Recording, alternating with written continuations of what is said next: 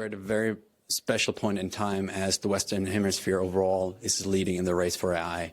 And this is what we have to capitalize on. If we're not following this trend, if we take the foot off the pedal, others will take over this role and won't be able to shape the policies that we have to install globally, actually, so that AI finds its way into ethical use with also the robustness. But most importantly, where we see most possible ways to cooperate, and this is basically where all of these efforts should be heading, is combined R&D, the exchange of talent, but also engaging not just in the creation of AI, but also making sure that all the money that we put into this development is appropriately safe with post-quantum cryptology. I would like to start with cybersecurity because this is the field maybe what is most mature.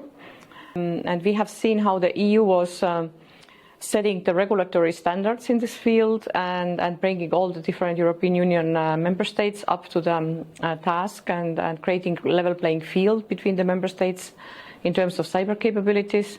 And then the EU regulations set in the motion also the better resilience for all the European countries.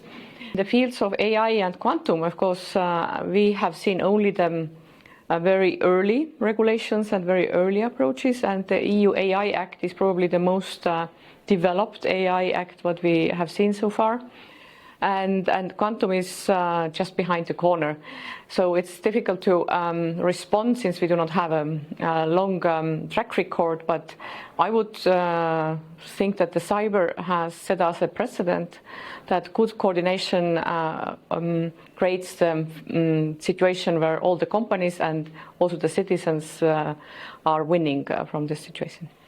I think one of the important aspects to see here is how technology is becoming increasingly geoeconomic in the sense that dependencies are very important. And if we look at, again, the dependency of the EU, for example, on U.S. infrastructure in this regard, this is something that needs to be taken into consideration, how the EU deals with it if they choose to, support companies inside the EU, if they choose to integrate further in a sort of transatlantic sense. I think these are some things that need to be addressed, but they really need to be considered. This perspective needs to be taken. It cannot just be we're going to regulate and the U.S. builds.